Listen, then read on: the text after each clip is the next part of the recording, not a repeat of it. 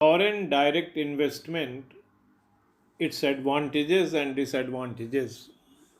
आज के इस लेक्चर में हम लोग इस बात की चर्चा करेंगे कि फॉरेन डायरेक्ट इन्वेस्टमेंट एफडीआई किसे कहते हैं, इसके कितने प्रकार हैं, कैसे होता है और इसके फ़ायदा क्या है और इसके नुकसान क्या है।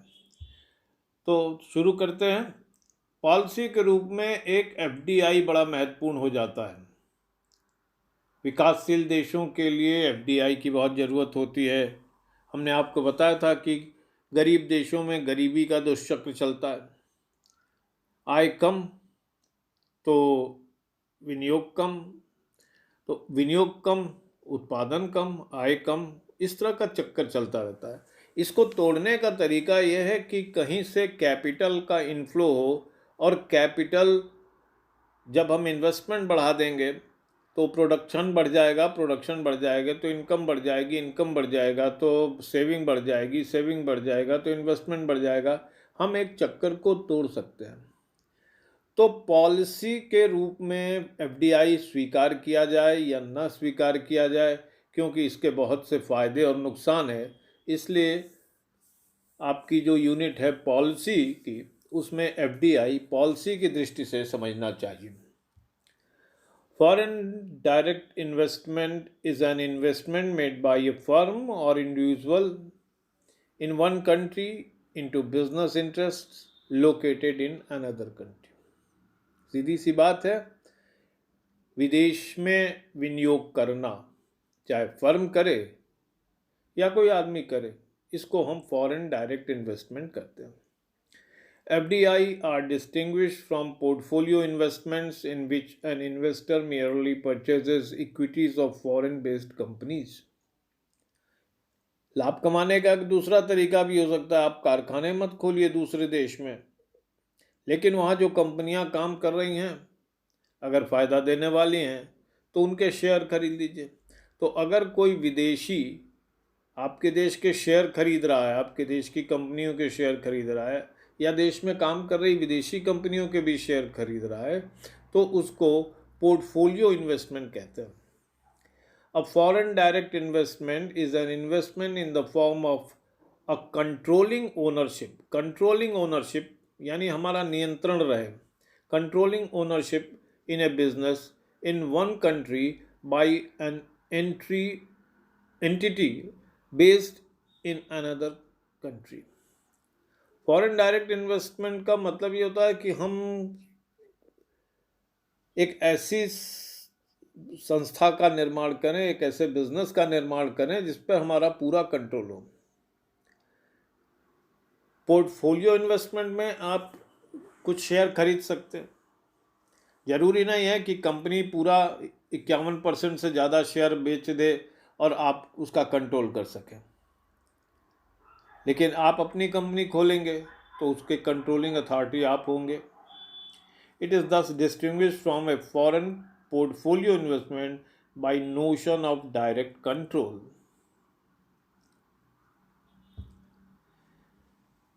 The meaning of FDI is not restricted only to international movement of capital, केवल पूंजी ही नहीं। Its definition also encompasses the international movement of elements that are complementary to capital, such as skills, processes, management, technology। Foreign direct investment केवल capital के inflow outflow तक नहीं है, बल्कि skill, process, management, technology से भी जुड़ा है। There is difference between FDI and FPI, wherein the investor purchases equity of foreign companies.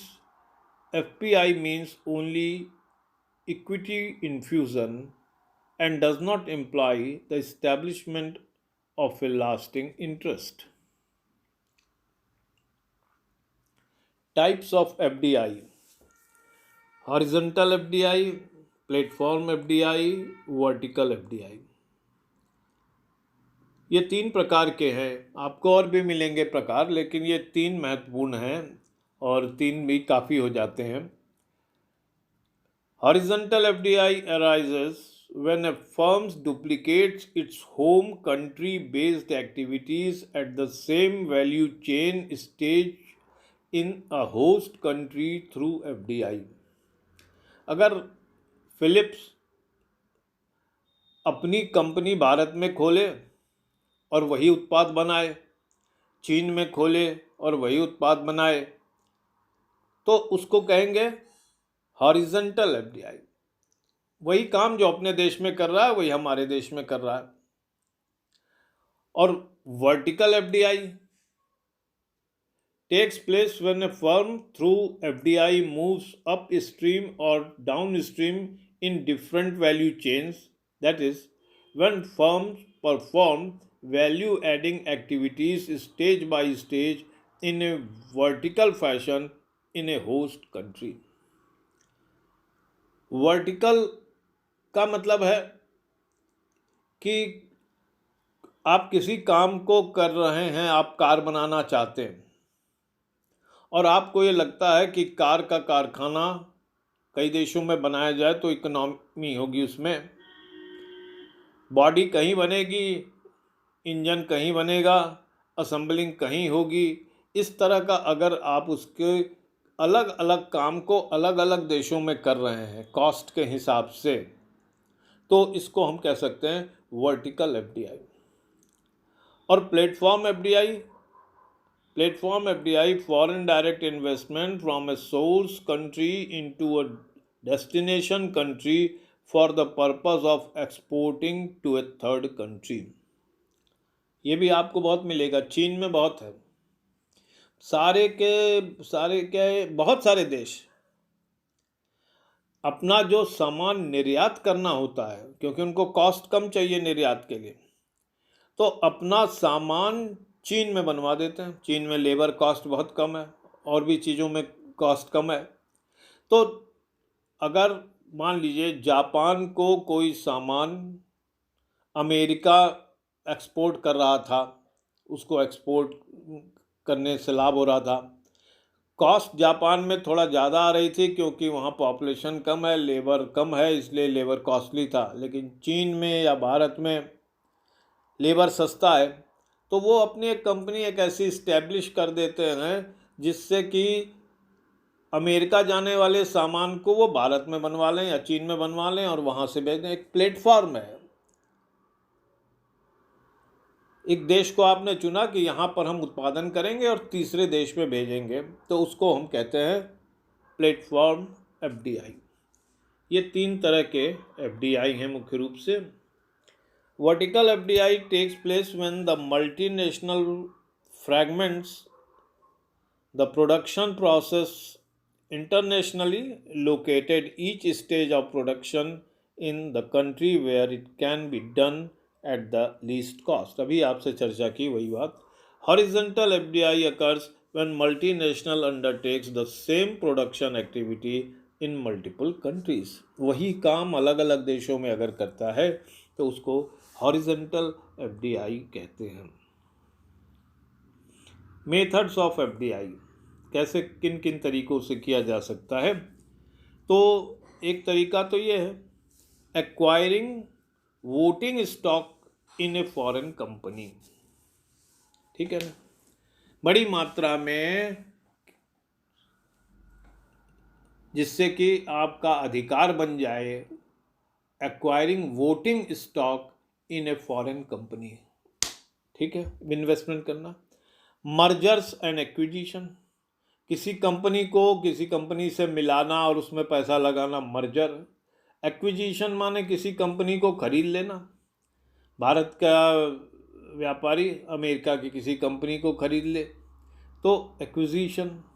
Joint ventures, 2 देश मिलकर के या 2 कंपनियां मिलकर के एक रोजगार शुरू करें, एक कारखाना शुरू करें, तो उसको कहते हैं जॉइंट वेंचर। उसमें अधिकार दोनों के होते हैं।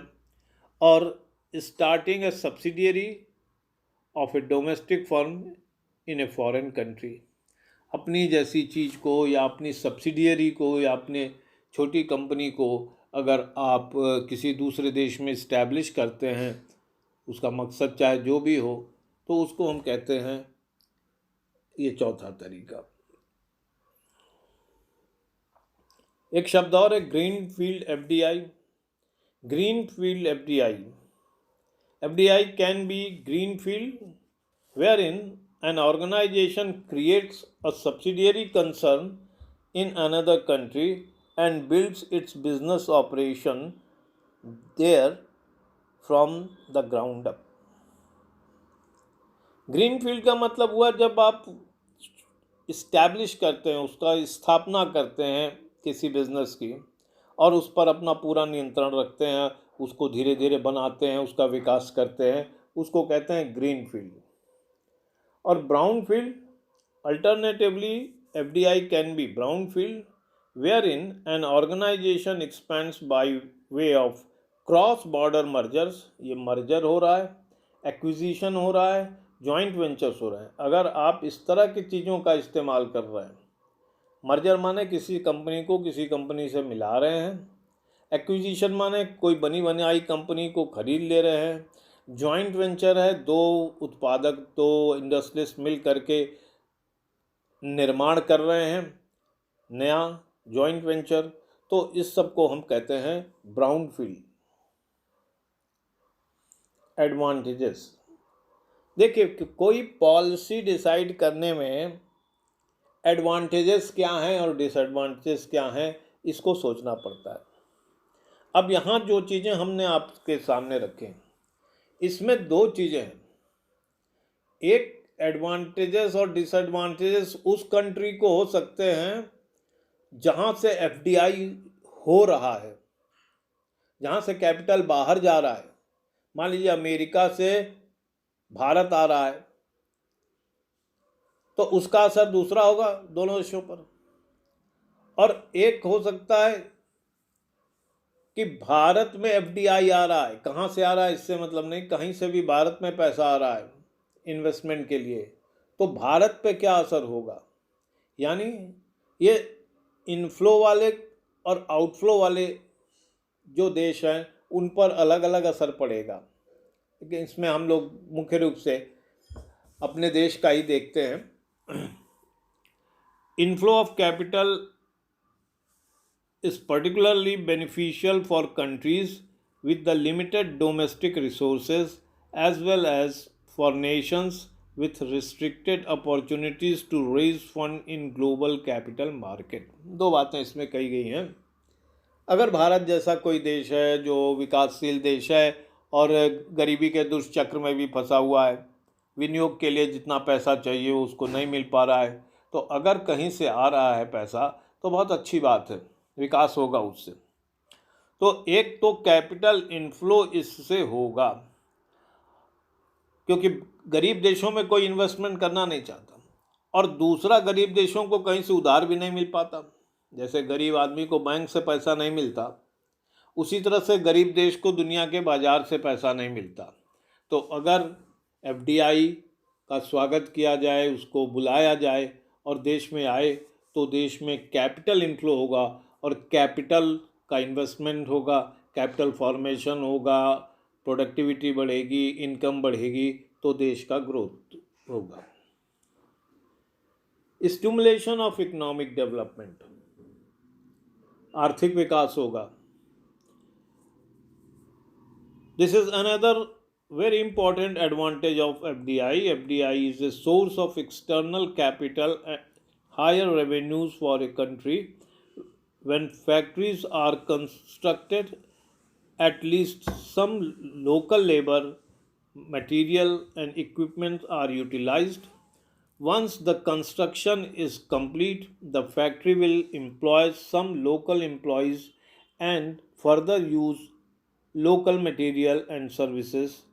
The people who are employed by such factories thus have more money to spend. This creates more jobs. These factories will also create additional tax revenues for the government that can be infused into creating and improving physical and financial infrastructure. देश का आर्थिक विकास होगा।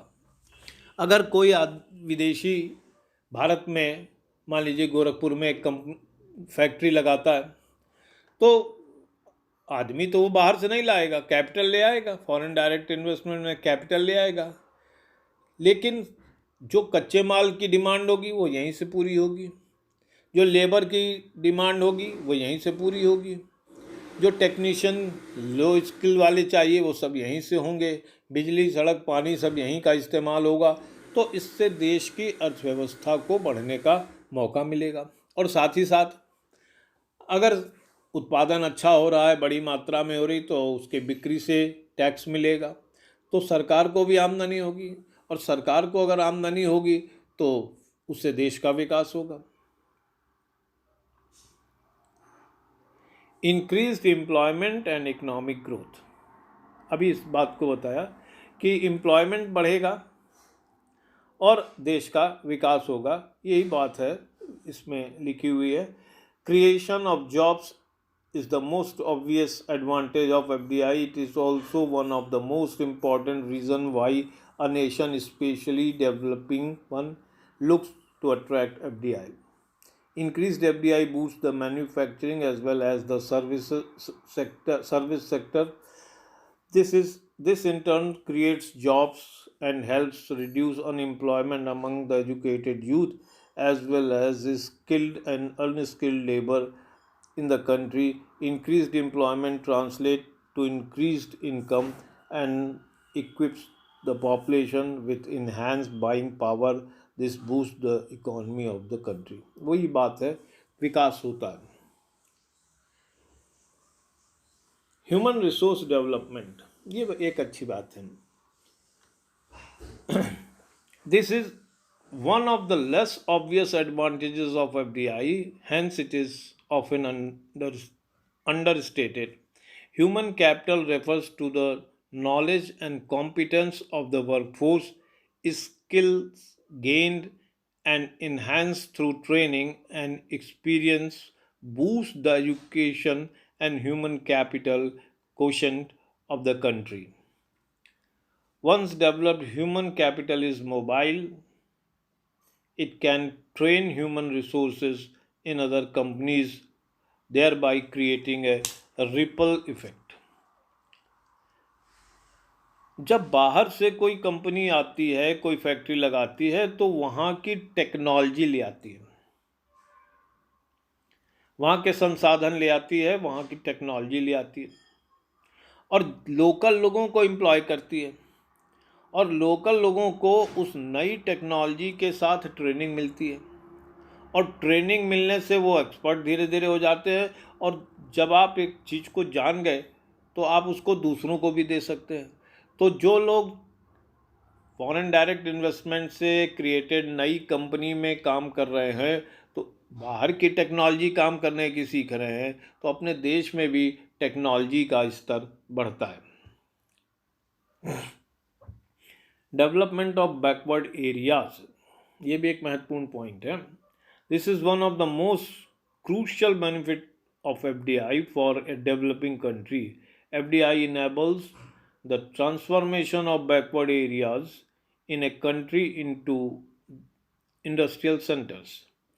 This in turn provides a boost to the social economy of the area. The Hyundai unit at Sri Perambur, Tamil Nadu in India exemplifies this process.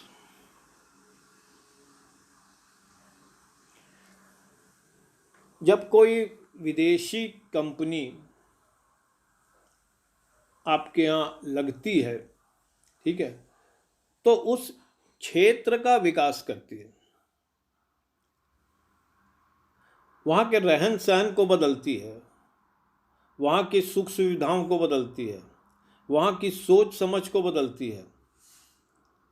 और ये बहुत बड़ा फ़ायदा है कि जिस बैकवर्ड एरिया में इसका मतलब ये है जहाँ पर ज़मीन सस्ती मिलती हो, मजदूर सस्ता मिलता हो, इन सब चीज़ों को देख करके अगर कोई कंपनी या कोई फैक्ट्री लगती है तो उससे उस इलाके का विकास होता है। एडवांटेजेस ऑफ एफडीआई में फाइनेंस और टेक्नोलॉजी भी महत्वपूर्ण है, जिसकी चर्चा भी किया। जब कोई विदेशी कंपनी यहाँ काम करने आएगी, वो अपने साथ बाहर का पैसा लाएगी और उसको ये पता होगा कि दुनिया में कहाँ कहाँ से पैसा कैसे कैसे किस रेट पर मिल जाता है, और बाहर से पैसा लाने के लिए ग्लोबल लेवल पर फाइनेंस कराने के लिए किस तरह की कोशिशें की जानी चाहिए। जब तक एफडीआई नहीं होगा तब तक इसका पता ही नहीं चलेगा। अगर आप लोकल फाइनेंस से ही काम करते हैं तो दुनिया में कहाँ से कैसे किस रेट पे मिलता है इसकी जानकारी नहीं होगी। तो एफडीआई का एक ये बड़ा फ़ायदा होता है कि दुनिया भर से फाइनेंस जुटाने की टेक्निक हमको पता लग जाती है, और साथ ही साथ टेक्नोलॉजी कैसी है उसके बारे में भी जानकारी मिलती है और सीखने को भी मिलता है। इंक्रीज इन एक्सपोर्ट्स एक और विशेषता है। बहुत से भारत में भी है एक्सपोर्ट प्रोसेसिंग जोन्स। भारत में कुछ क्षेत्रों को ऐसा बना दिया गया है क्षेत्र जिसमें दूसरी कंपनियां नहीं लग सकती।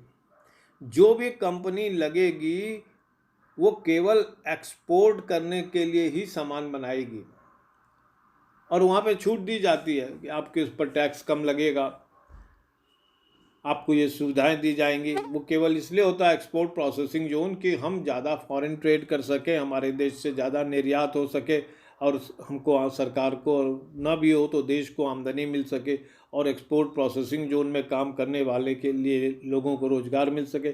तो इस तरह से बहुत सारी चीज़ होती है। तो जब एफडीआई आती है, फॉरेन डायरेक्ट इन्वेस्टमेंट, वो नई टेक्नोलॉजी लेकर के नए इलाके में काम करना चाहती है, और अगर उसको एक्सपोर्ट प्रोसेसिंग जोन में, जैसे हमने आपको कहा कि प्लेटफॉर्म एफडीआई होता है, तो बहुत से platform FDI export processing zone में लगते हैं। तो इंक्रीज इन एक्सपोर्ट को बढ़ावा मिलता है। विदेशी सामान, हमारा देशी सामान तो कोई खरीदता नहीं, विदेशी सामान हम अपने देश से बनाते हैं जिसकी टेक्नोलॉजी अच्छी है। Exchange rate stability. The constant flow of FDI into a country translates into a continuous flow of foreign exchange. This helps the country's central bank maintain a comfortable reserve of foreign exchange. This in turn ensures stable exchange rate. हमारे देश में जब बाहर से investment आने लगता है, जैसे कोई अमेरिकन कंपनी भारत में एक फैक्ट्री लगाना चाहे, तो वो डॉलर लेकर के आएगी, और रिजर्व बैंक ऑफ इंडिया को ढेर सारा डॉलर मिलेगा, उसके बदले में वो नोट देगी, रुपया देगी। तो यहाँ इन्वेस्टमेंट और सैलरी और सब कुछ तो रुपए से ही होना है। तो बाहर से जब कोई देश फॉरेन डायरेक्ट इन्वेस्टमेंट को अलाउ करता है तो विदेशी मुद्रा आने लगती है, और विदेशी मुद्रा का भंडार हमारा बढ़ने लगता है, और साथ ही साथ हमारे विश्व के बाज़ार में विदेशी मुद्रा की सप्लाई बढ़ती है, तो उससे उसकी वैल्यू कम होती है, और हमारी अगर ज़रूरतें हैं तो एक अच्छा लाभ हमको होता है। Creation of A competitive market, ये भी सही बात है। एक देश में केवल देशी लोग उत्पादन कर रहे हैं, देशी टेक्नोलॉजी है, देशी पैसा है, मोनोपोली हो गई है, क्योंकि 2 ही 4 लोग ऐसे हैं जो बड़े पैसे वाले हैं, और ये आपस में कार्टेल बना करके काम कर रहे हैं, एक्सप्लॉयटेशन कर रहे हैं। लेकिन अगर बाहर से कोई कंपनी आई, उसने एक फैक्ट्री लगाई और उत्पादन शुरू किया, तो देशी और विदेशी कंपनियों के बीच में कंपटीशन होने लगेगा। तो कंपटीशन के जो एक फ़ायदे पूरी अर्थव्यवस्था को होते हैं, वो एफडीआई के कारण एफडीआई वाले देश में होने लगते हैं। एक विकासशील देश के लिए एफडीआई के बहुत फ़ायदे भी हैं, तो नुकसान भी बहुत सारे हैं, और इसलिए पॉलिसी का निर्माण करते समय नुकसान के बारे में भी सोचना चाहिए। मॉडर्न डे इकोनॉमिक कॉलोनिज्म, उपनिवेशवाद, आर्थिक उपनिवेशवाद।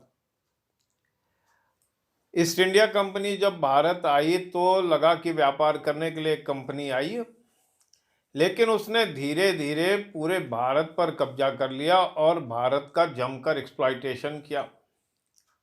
तो जब किसी छोटे से देश में, अब तो भारत बहुत शक्तिशाली देश है, दुनिया की तीसरी बड़ी अर्थव्यवस्था है, तो अब ऐसा खतरा तो नहीं है, लेकिन छोटे छोटे देशों में जब बड़ी बड़ी कंपनियां आती हैं और वहाँ के इंडस्ट्रीज़ के ऊपर कंट्रोल कर लेती हैं, वहाँ के लेबर का एक्सप्लॉइटेशन करती हैं, वहाँ के रॉ मटेरियल का एक्सप्लॉइटेशन करती हैं, वहाँ के नेचुरल रिसोर्सेज का एक्सप्लॉइटेशन करती हैं, तो विदेशी कंपनियाँ किसी गरीब देश में, किसी डेवलपिंग देश में, छोटे से देश में जब इस तरह से प्रवेश करती हैं तो उपनिवेशवाद की संभावना हो सकती है। तो एक बड़ा डिसएडवांटेज एफडीआई का यह भी है। Disappearance of cottage and small industries. ये कंपनियां जब आती हैं और अपने कारखाने लगाते हैं तो ये कैपिटल इंटेंसिव टेक्नोलॉजी से काम करती हैं।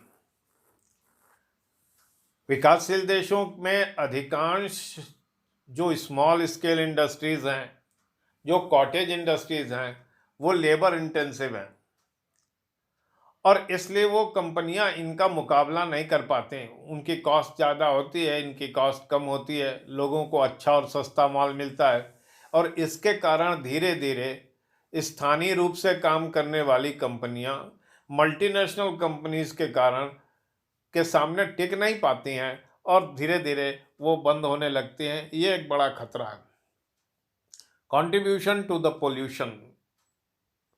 जब ये कंपनियां आती हैं तो बहुत बड़े पैमाने पर उत्पादन करती हैं और कारखानों से निकलने वाला धुआं और कचरा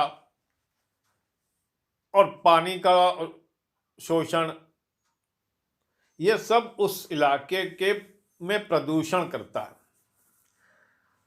प्रदूषण की लागत या प्रदूषण की कॉस्ट ये कंपनियां नहीं चुकाती, ये तो इसका इस्तेमाल करके नेचुरल रिसोर्सेज का चली जाती हैं या फ़ायदा कमाती हैं, लेकिन स्थानीय जनता इससे होने वाले पोल्यूशन को झेलती है। लोग कहते हैं कि चीन को यूरोपीय देशों ने और अमेरिका ने अपनी फैक्ट्री बना लिया, अपने सारे कारखाने वहाँ अपने देश में न लगा करके उन्होंने चीन में लगा दिए, जिससे पोल्यूशन बहुत ज़्यादा चीन का बढ़ गया। तो एक जब ये मल्टीनेशनल कंपनियां या विदेशी कंपनियां एफडीआई लेकर के किसी देश में आती हैं और पूरे विश्व के लिए उत्पादन करती हैं तो उससे पोल्यूशन जो फैलता है वो भी एक बड़ा खतरा देश के लिए होता है। Exchange crisis. विदेशी मुद्रा का संकट पैदा हो जाता है। जब तक डॉलर आ रहा है आ रहा है आ रहा है बड़ा अच्छा लगता है, लेकिन जब देश से ये कंपनियां देखती हैं कि इस देश में फ़ायदा नहीं है और वो भागने लगती हैं, अपना पैसा विड्रॉ करने लगती हैं, निकल जाना चाहती हैं उस देश से जहां पर काम कर रही हैं और बहुत लाभ नहीं हो रहा है या किसी दूसरे देश में काम करने में लाभ दिखाई पड़ रहा है, तो ये अपना सारा जो फॉरेन एक्सचेंज ले करके आई थी अब उसको ले करके जाना चाहती हैं और उसको वापस करना चाहती हैं। तो इसलिए फॉरेन एक्सचेंज क्राइसिस पैदा हो जाता है इन कंपनियों के जाने से। Cultural erosion. ये कंपनियां जब काम करने आती हैं तो ये अपनी टेक्नोलॉजी और अपना वर्क कल्चर लेकर के आती हैं और साथ ही अपना प्रोडक्ट भी लेकर के आती हैं। ये प्रोडक्ट उनकी कंट्री के हिसाब से, उनके कल्चर के हिसाब से बनाया गया होता है, वो हमारे देश के कल्चर से मैच नहीं करता है, तो हमारे देश में कल्चरल चेंज आता है। आप इरोजन नहीं भी कर सकते, चेंज कर सकते हैं। जैसे कि आज से कुछ सालों पहले भारत में कोई नूडल्स नहीं खाता था, मैगी ने इतना नूडल्स फैलाया कि अब घर घर पे बच्चे नूडल खाने लगे। जंक फूड है, उसी तरह से पास्ता, मोमो, पिज़्ज़ा, ये सब बाहर से आए और इनको लगाने वाली कंपनियां, इनको भारत में बेचने वाली कंपनियां, इनको शुरू करने वाली कंपनियां विदेशी कंपनियां हैं। उसी तरह हमारे देश के कपड़े का कल्चर, हमारे देश में व्हीकल का कल्चर, ये सब विदेशी कंपनियों के प्रोडक्ट के कारण बदलने लगता है और प्रोडक्शन करने की टेक्नोलॉजी से बदलने लगता है, तो कल्चरल चेंज या कल्चरल एरोजन का खतरा भी बना रहता है। पॉलिटिकल करप्शन, ये भी एक बुराई है। आप एक इसको देख रहे हैं कि जब विदेशी कंपनी ईस्ट इंडिया कंपनी आई तो धीरे धीरे उसने राजा महाराजाओं को गिफ्ट दे करके पहले अपनी ओर मिलाया और फिर ऐसी घात मारी कि पूरा देश हिंदुस्तान गुलाम हो गया। तो ये जब कंपनियां आती हैं तो सहयोग लेने के लिए, सुविधा लेने के लिए पॉलिटिकल पार्टीज को या पॉलिटिकल लीडर को बड़ी लालच देती हैं और देश की नीतियां अपने पक्ष में बनवा लेती हैं और उससे देश को बड़ा नुकसान होता है। खास करके देश के जो प्रोड्यूसर हैं उनको, वर्कर्स हैं उनको।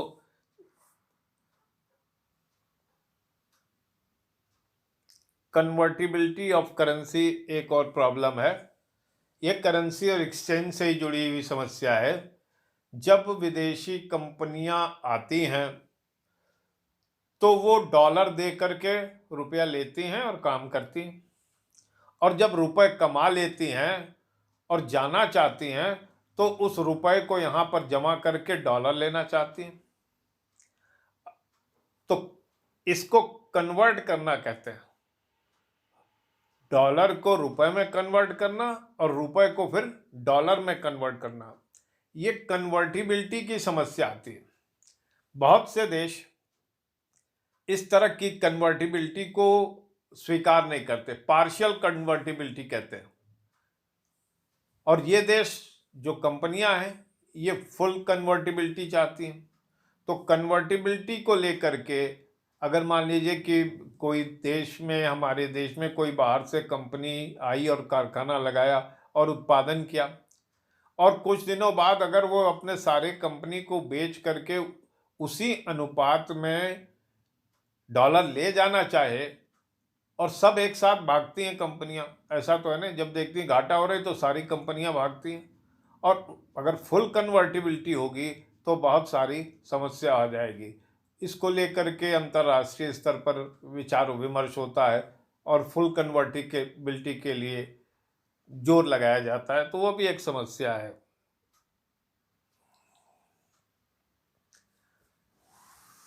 कंक्लूजन, यानी इस चैप्टर में हम लोगों ने क्या पढ़ा।